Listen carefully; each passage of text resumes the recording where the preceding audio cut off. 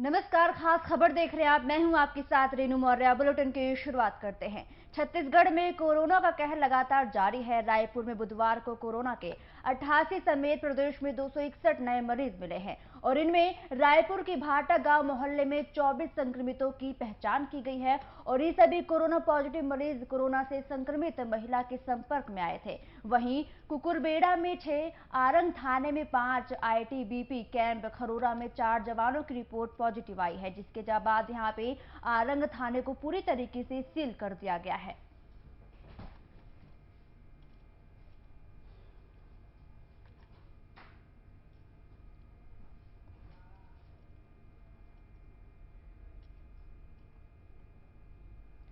चौइथराम मंडी के आसपास लग रही अस्थायी मंडियों के खिलाफ बड़ी कार्रवाई की तैयारी है। शनिवार तक मंडी बंद रखने के आदेश के बाद गुरुवार सुबह से निगम और जिला प्रशासन की टीमें चौइथराम क्षेत्रों के आसपास धावा देकर यहां लगने वाली भीड़ पर नियंत्रण पाने का प्रयास करेगी। निगम कमिश्नर प्रतिभा पाल के मुताबिक अस्थायी मंडियों में लगने वाली भीड़ के मद्देनजर शहर के पूर्व और पश्चिम इलाकों में 2 टीमों का भी गठन किया गया है। सफाई के मामले में शहर फिर बना नंबर 1 और अब कोविड-19 से बचाव संबंधी एक कदम को लेकर इंदौर नगर पालिका निगम को राज्य और केंद्र सरकार की तरफ से सराहना भी मिली है। दरअसल इंदौर देश का ऐसा पहला शहर बन गया है।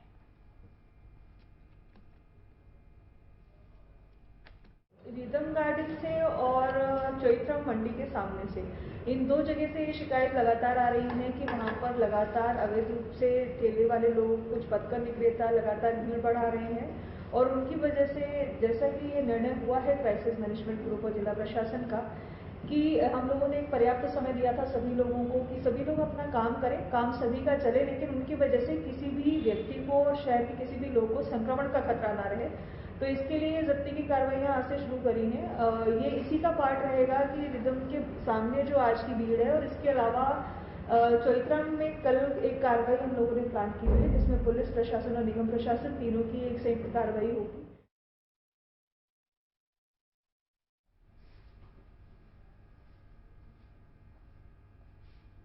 इंदौर में नगर निगम की रिमूवल टीम मालवा मिल चौराहे पर लगे सब्जियों के ठेले हटाने पहुंची तो आपको बता दें कि वहां उनका सब्जी बेच रही एक ऐसी महिला से सामना हो गया जो फराटेदार अंग्रेजी बोल रही थी और उसके फराटेदार अंग्रेजी सुनकर नगर निगम की टीम भी चकित रह गई। महिला ने बताया है कि वह डीएवीबी से 2011 में एमएससी साइंस में उत्तीर्ण है और कोई रोजगार नहीं होने के चलते वह ठेले पर सब्जियां बेचकर अपने परिवार का पालन पोषण कर रही है।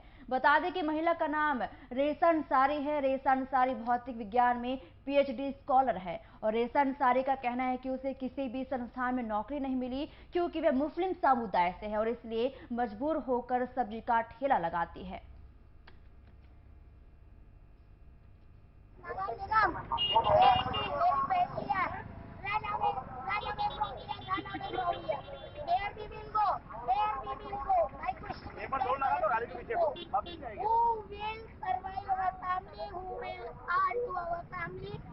How it is possible? We are not selling fruits, we are not selling vegetables.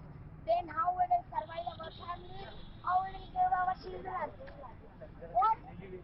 हम जहर खा लें या मर जाए या कलेक्टर के घर पे जाके मर जाए या मोदी के यहाँ जाके मर जाए या इस नगर निगम के गले पड़ जाए। किसके गले पड़े? किसके गले पड़े? ये मंडी आज से नहीं है, हमारी 6 से 7 पीढ़ी जा चुकी है। Here we are from the heritage family. We are selling foods from 55 to 65 years. My father is 75 years old. He was also selling the fruits and vegetables. मईकट्टी में 17 जुलाई को आपसी रंजिश को लेकर गोली मारकर बाबर खान की हत्या करने के मामले में पुलिस ने यहां पर एक बड़ा खुलासा किया है, जहां इस मामले में पुलिस अधीक्षक के मार्गदर्शन में बनी टीम को सफलता हासिल हुई है। पुलिस ने अपराध में शामिल 3 आरोपियों को गिरफ्तार किया है। फरियादी की शिकायत पर कि 17 जुलाई को बाबर खान को गोली मार दी गई थी और बाबर खान को जिला अस्पताल ले जाया गया था, जहां डॉक्टरों ने उसे मृत घोषित किया था। पुलिस अन्य फरार आरोपियों की भी अब तलाश कर रही है।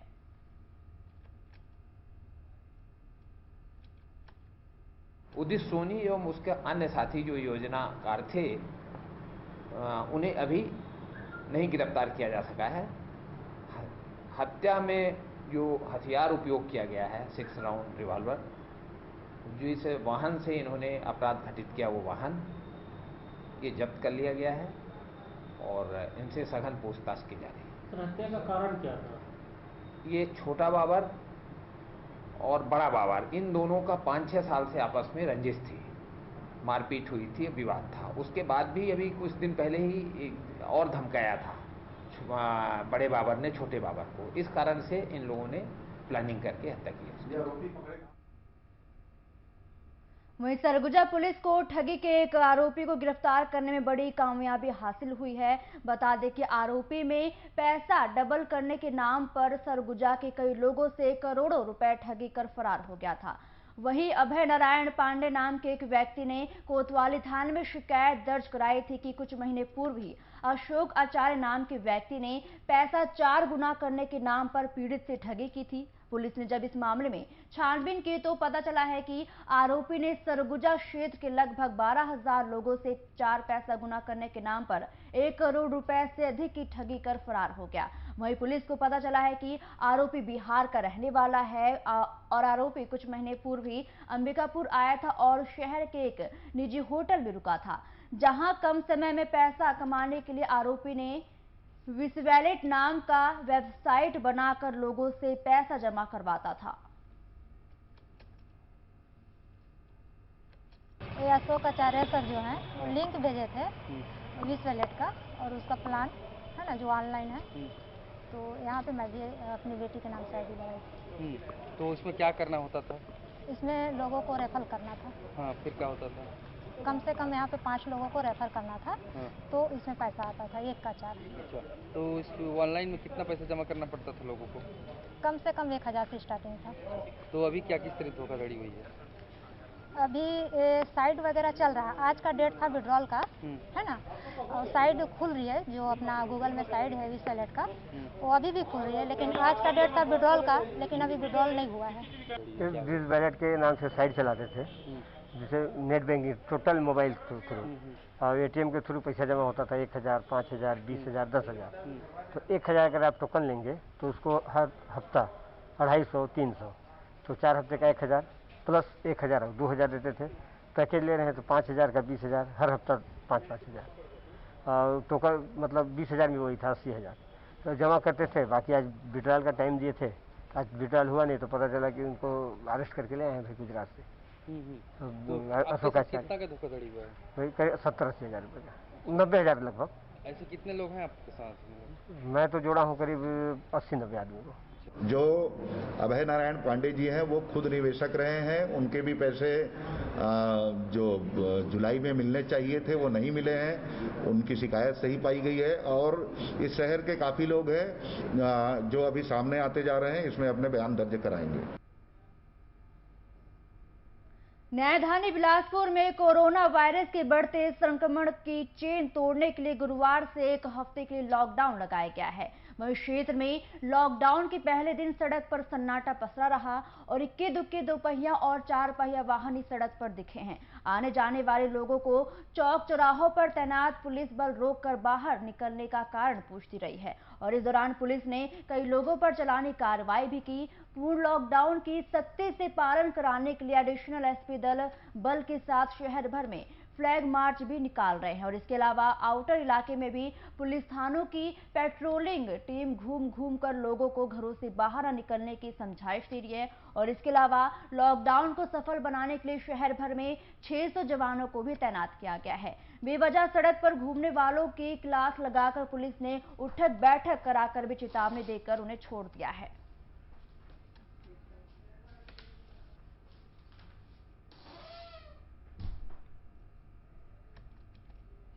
वहीं कोरोना महामारी में जिला प्रशासन और स्वास्थ्य विभाग कंधे से कंधा मिलाकर इस विकट परिस्थिति में आम जनता की सेवा कर रहे हैं। जहां हजारों की तादाद में आशा कार्यकर्ताओं को मात्र 2,000 प्रति माह के हिसाब से ही दिया जा रहा है और जिसके विरोध में बड़ी संख्या में आशा कार्यकर्ताओं ने इंदौर के रीगल चौराहे पर 1 दिवसीय धरना प्रदर्शन किया है और साथ ही प्रदेश सरकार और शासन पर आरोप लगा है कि लगातार कोरोना महामारी के चलते हजारों आशा कार्यकर्ता बहनें अपनी सेवाएं दे रही थी और जिसके चलते कई आशा कार्यकर्ताओं को कोरोना का शिकार भी होना पड़ा और इसमें से 2 से 4 लोगों की मृत्यु भी हो चुकी है। वहीं उन्होंने विरोध प्रदर्शन कर वेतन बढ़ाने और मृतक के परिवारों को मुआवजा देने की भी मांग की है।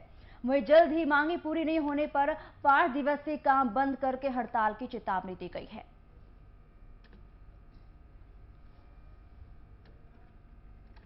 मध्य प्रदेश सरकार कुछ नहीं दे रही। हमारी हजारों तरह के चले जा चुके हैं ज्ञापन, परंतु हमारे मामा ने क्लियर और कहा है कि आशाओं को हम कुछ नहीं देंगे, जो भी कुछ है इंसेंटिव बेस पे आप काम करें।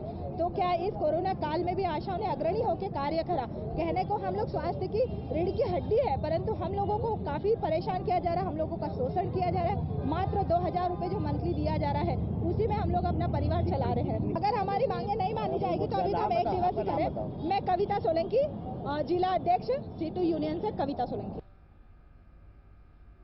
अगली खबर रायपुर से, जहां पे राज्यसभा सांसद सरोज पांडे ने सीएम को रक्षा सूत्र भेजा है। आपको बता दें कि खबर में आपको दिखा रहे जहां पे भारतीय जनता पार्टी की राष्ट्रीय महामंत्री और राज्यसभा सांसद सरोज पांडे ने छत्तीसगढ़ के मुख्यमंत्री भूपेश बघेल को रक्षा सूत्र भेजा। रक्षा सूत्र के साथ सरोज पांडे ने सीएम बघेल को एक पत्र भी लिखा है, जिसमें कि बीजेपी की राज्यसभा सांसद ने बड़े ही भावुक ढंग से लिखे गए इस पत्र में सीएम भूपेश बघेल को शराबबंदी की वादे की याद दिलाई है। वहीं पत्र को लेकर कांग्रेस प्रवक्ता विकास तिवारी ने कहा है कि राज्यसभा सांसद सरोज पांडे के द्वारा भेजे गए राखी का स्वागत कांग्रेस पार्टी करती है और निश्चित तौर पर जो संकल्प कांग्रेस के घोषणा पत्र में पूर्ण शराबबंदी का लिया गया तो उसे पूरा किया जाएगा।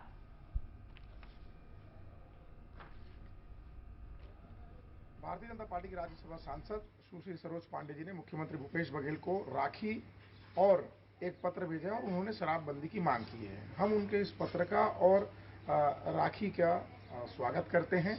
सुश्री सरोज पांडे भारतीय जनता पार्टी की कद्दावर नेता हैं।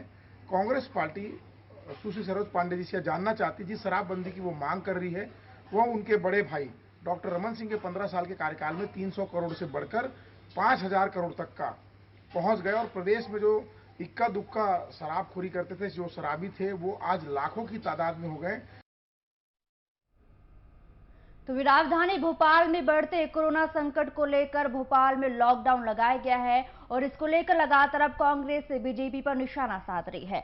राजधानी भोपाल में लगातार फैल रहे कोरोना वायरस के चलते सरकार ने 25 जुलाई से 10 दिनों के लिए टोटल लॉकडाउन किया है, जिसे लेकर कांग्रेस ने बीजेपी पर निशाना साधते हुए कहा है कि ये सरकार कोरोना को लेकर पूरी तरीके से फेल हो गई है। प्रदेश की स्थिति बहुत ही चिंताजनक है और फिर 10 दिन का लॉकडाउन लगाया जा रहा है, जबकि प्रदेश कम्युनिटी स्प्रेड की तरफ बढ़ रहा है। और इसके साथ ही पूर्व मंत्री ने यह भी कहा है कि बीजेपी के द्वारा उपचुनाव को लेकर जो रैलियां की जा रही है उसके कारण ही कोरोना वायरस और भी तेजी से फैल रहा है। मतलब सरकार कोरोना के मामले में पूरी तरह से फेल हो गई है। पूरी बीजेपी की केंद्र की और मध्य प्रदेश सरकार है। शुरू में जब इनको कंट्रोल करना था वो कंट्रोल हो नहीं पाया और अब हम कम्युनिटी स्प्रेडिंग की तरफ जा रहे हैं। जब भोपाल राजधानी में अगर 10 दिन का लग रहा है, इसके पहले ग्वालियर में लग गया, मुरैना में लग गया, मतलब हम जा कर रहे हैं। और उसके बावजूद बीजेपी के जो नेता हैं वो रैली करना, मीटिंग करना, वो फैलाना, ये वहाँ से वो फैलता है, एक दूसरे से कॉन्टेक्ट में आते लगातार फैल रहा है। शुरू में टेस्टिंग कम हुई। आज की स्थिति देश की ये है कि हर 1-2 सेकंड में एक संक्रमित व्यक्ति हो जाता है कोरोना से। मुजफ्फरनगर में कलेक्टर कर्मवीर शर्मा ने कंटेनमेंट एरिया और क्वारंटाइन सेंटर का निरीक्षण किया है। महगावा गांव में बुजुर्ग महिला के कोरोना संक्रमित मिलने पर उसे कंटेनमेंट एरिया बनाया गया। कलेक्टर कर्मवीर शर्मा ने प्रभावित क्षेत्र पहुंचकर नियमों के तहत की गई व्यवस्थाओं का जायजा भी लिया और मौके पर तैनात पुलिस के जवानों से बातचीत कर कलेक्टर कर्मवीर शर्मा ने उन्हें जरूरी दिशा निर्देश भी दिए हैं। और इसके बाद ही कलेक्टर शासकीय बालक छात्रावास में बनाए गए क्वारंटाइन सेंटर पहुंचे, जहां मरीजों ने उन्हें बताया कि नाश्ता सुबह 11 बजे और भोजन 3:30 बजे मिलता है और इस बात की जानकारी लगने पर कलेक्टर ने संबंधित अधिकारियों को जमकर फटकार लगाई और कलेक्टर के निर्देश पर ये बताया गया है कि सुबह का नाश्ता 9 बजे और दोपहर का भोजन 12 बजे और रात्रि का भोजन 7 बजे तक दिया जाना चाहिए। आज पूरे कई जगहों के निरीक्षण करने आए थे, कुछ कंटेनमेंट क्षेत्र देखने आए थे, अमानगंज, रायपुरा, उसके बाद में भी मैगवा घाट का भी कंटेनमेंट एरिया देखने आया था। उसके बाद अभी यहाँ पर देखने के बाद पहुँच जाऊँगा। हर जगह पर भोजन उपलब्ध हो रहा है। कुछ समय को लेके उनके पहले डिमांड थी कि जल्दी भोजन मिल जाए, तभी निर्देशित कर दिया गया है। अभी शाम से जल्दी भोजन मिलना शुरू हो जाएगा। वहीं कोटा नगर पंचायत में कुछ ऐसे लोग हैं जिनके पास पट्टा तो है लेकिन मकान बनाने के लिए नगर पंचायत से एनओसी नहीं ली है और बिना एनओसी के मकान बनाए जा रहे हैं, जो कि नियम के विरुद्ध हैं। नगरीय निकाय क्षेत्रों में किसी भी निर्माण कार्य शुरू करने से अनुमति लेना बहुत ही जरूरी होता है, लेकिन नगर पंचायत कोटा में बिना अनुमति और कुछ अवैध कब्जा करके मकान धड़ल्ले से किया जा रहा है। और इसी संबंध में बिलासपुर जिले की जिला कलेक्टर सारांश मित्र ने बताया है कि पट्टे की भूमि में नए मकान बनाने के लिए नगरीय निकाय के सामान्य प्रशासन में लिखित आवेदन कर एनओसी प्राप्त करना जरूरी है और नगर में शासकीय भूमि पर अतिक्रमण की शिकायत पर तत्काल ही नोटिस जारी करके कार्रवाई भी की जाएगी।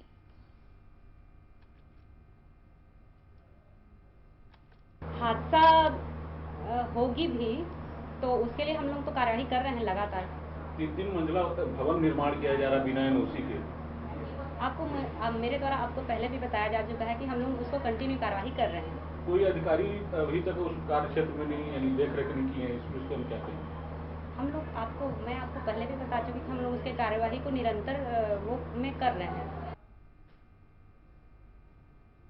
वहीं बिलासपुर प्रदेश के कुछ स्थानों में पूर्ण लॉकडाउन की शुरुआत हो चुकी है और कुछ स्थानों पर 1-2 दिन में लॉकडाउन लग जाएगा और इस दौरान भी कोरोना संक्रमण के मामले लगातार सामने आ रहे हैं। जहां राजधानी रायपुर में 60 नए मामले सामने आए तो वहीं बिलासपुर में की अगर बात करूं तो बिलासपुर में भी 7 कोरोना संक्रमित पाए गए हैं। खास बात तो यह है कि इनमें से 2 नर्स बिलासपुर संभागीय कोविड अस्पताल में कार्यरत थी, तो वहीं जिला अस्पताल के प्रमुख अधिकारी का बेटा भी संक्रमित पाया गया है, जिसका पुराना बस स्टैंड क्षेत्र में ही सोनोग्राफी सेंटर भी है, जिससे कि पूरे स्वास्थ्य महकमे में अब हंगामा हो रहा है।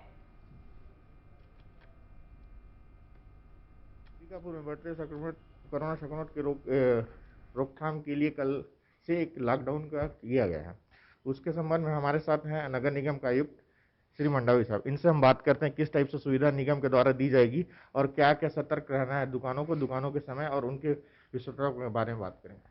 सर, मैं ये जानना चाहता हूँ, आज रात 12 बजे से लॉकडाउन स्टार्ट है, तो निगम के द्वारा क्या व्यवस्था की गई है? चूँकि आज रात के 12 बजे से लॉकडाउन है, लगभग 7 दिन तक अपना यह चलेगा। इसमें पूर्णतः जो दुकानें हैं, इवन किराना दुकान भी इसमें बंद रहेंगे।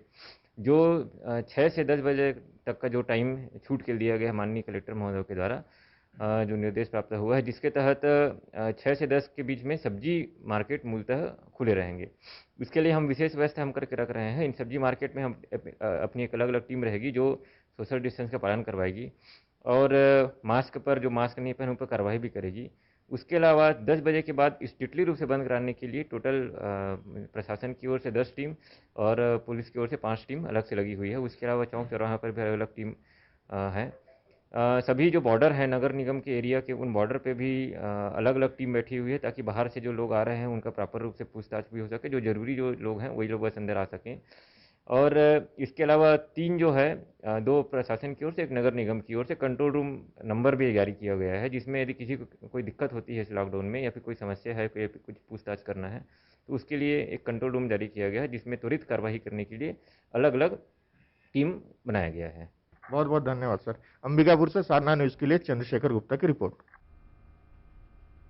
इंदौर की सुखलिया क्षेत्र में लेफ्ट राइट के चक्कर से पिन छुड़ाने के लिए सुखलिया मेन रोड व्यापारी संघ ने विधायक रमेश मेंदोला को ज्ञापन सौंपा है, जहां बीजेपी व्यावसायिक प्रकोष्ठ के नगर संयोजक सुरजीत सिंह वालिया की अगुवाई में ज्ञापन सौंपा गया। वहीं सुरजीत सिंह वालिया ने बताया है कि लेफ्ट राइट के अनुसार दुकान खोलने से व्यापारियों के साथ ही ग्राहकों को भी परेशानियों का सामना करना पड़ रहा है, क्योंकि कई बार ग्राहक जब आते हैं तो उन्हें दुकानें खुली नहीं मिलती और जब दुकानें खुलते हैं तो तब ग्राहक यहाँ पे नहीं पाए जाते हैं। इससे क्षेत्र के सभी व्यापारियों का व्यापार व्यवसाय पूरी तरीके से चौपट हो गया है और कई दुकानदार अपनी दुकान का किराया तक यहाँ पे नहीं निकाल पा रहे हैं और साथ ही सभी व्यापारियों को सप्ताह में 5 दिन व्यवसाय करने की अनुमति प्रदान की मांग की गई है और शनिवार और रविवार को पूर्ण लॉकडाउन कर दिया जाए।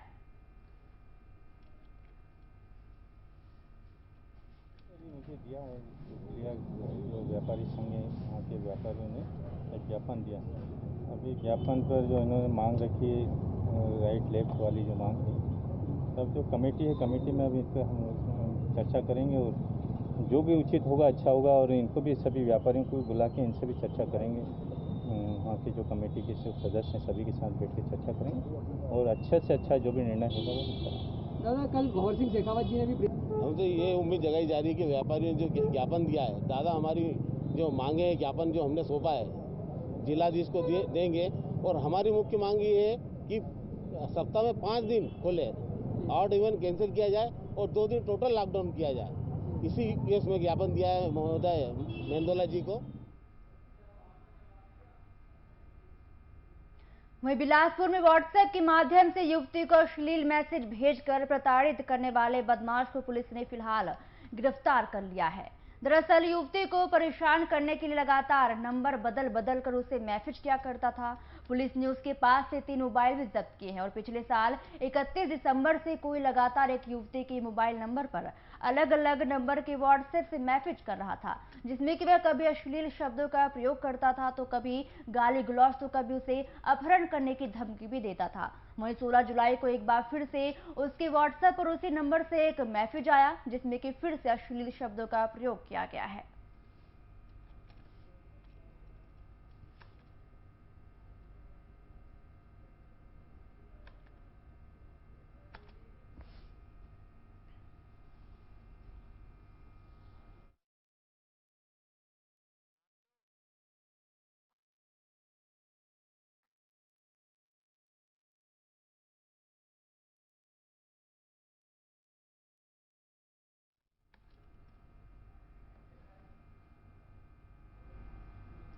रायगढ़ में बीट गार्ड शेखर को निलंबित करने के मामले में छत्तीसगढ़ सतनामी समाज आक्रोश में है और इस मामले को लेकर समाज के लोग कलेक्ट्रेट पहुंचकर ज्ञापन सौंपकर विरोध प्रदर्शन किया गया है और निष्पक्ष कार्रवाई करने की मांग की जा रही है। दरअसल कोरबा जिले के मंगरावन परिक्षेत्र में बांसबारी में सालों से अवैध कटाई की जा रही है। वहीं अवैध कटाई की जानकारी लगते ही बीट गार्ड शेखर ने अपने उच्च अधिकारियों से बातचीत की है।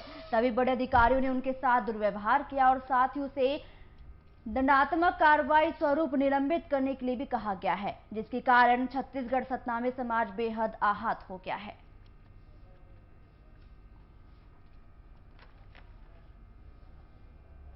काम किए थे जिन पर उनको पुरस्कार मिलना चाहिए, लेकिन जो अपर कास्ट के अधिकारी हैं वो उन पर दबाव डाल रहे हैं और उनके खिलाफ में एक्शन लिया जा रहा है जो ये गलत है। तो उनको सही न्याय के लिए आज हम यहाँ पर ज्ञापन देने आए हैं ताकि उनको उचित न्याय मिले और जो अपराधी हैं जो अपराध किए हैं अवैध बांस कटाई किए हैं बिना किसी कारणवश उनको सजा मिले। उच्च अधिकारियों से बहस करी थी उसके बाद में उनके पर कार्रवाई की जा रही है जो बहुत गलत है।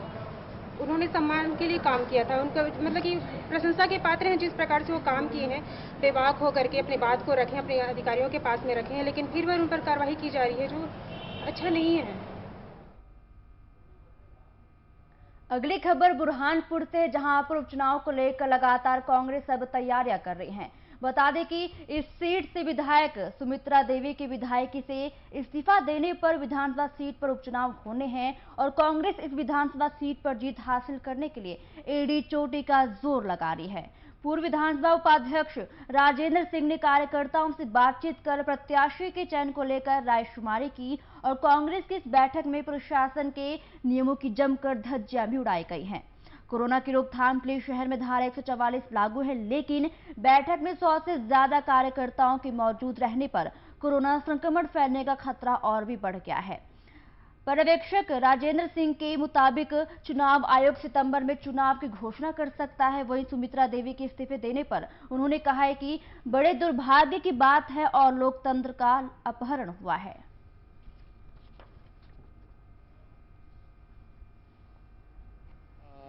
ये तो जाहिर है कि अब उपचुनाव होने वाला है और संयोग से आपका नेपा नगर क्षेत्र भी शामिल हो गया अंत में, रिक्त हो गई सीट। अब ये उपचुनावों की तारीख संभवतः कल इलेक्शन कमिश्नर साहब ने, अरोड़ा साहब ने कहा है कि सितंबर के अंत में होना है।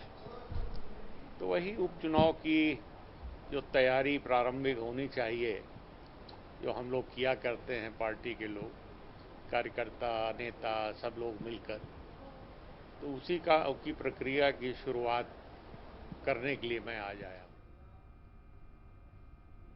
अगली खबर धमतरी से, जहां पर एनएसयूआई कार्यकर्ताओं ने बाइक रैली निकाली है और इस बाइक रैली में काफी लोगों ने इसका स्वागत किया है। धमतरी में राज्य खाद्य एवं नागरिक आपूर्ति निगम की चेयरमैन बनने के बाद रामगोपाल अग्रवाल का जिले में पहली बार आगमन हुआ। उनके आगमन पर स्वागत के लिए एनएसयूआई के जिलाध्यक्ष राजा देवानगन के नेतृत्व में बाइक रैली निकाली गई है और साथ ही भव्य स्वागत किया गया। और इस दौरान में रामगोपाल अग्रवाल ने कहा है कि भूपेश बघेल की सरकार के नेतृत्व में धमतरी का विकास होगा।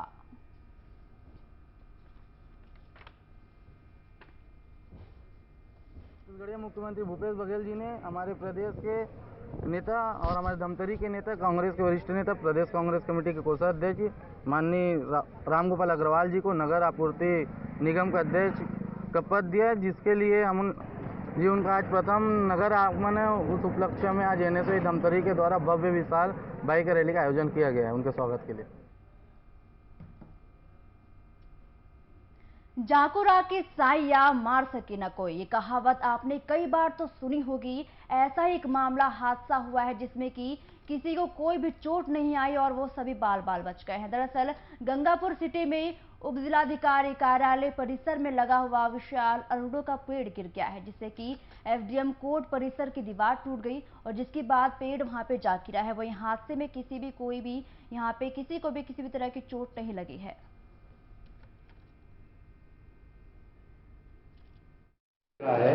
इससे कोई बड़ा हादसा भी हो सकता था, इस पर आज तक क्यों नहीं हमारे ध्यान दिया गया?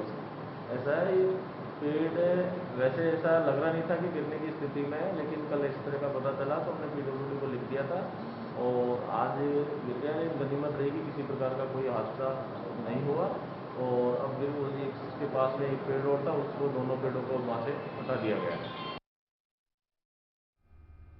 खास खबरों में फिलहाल इतना ही। नमस्कार।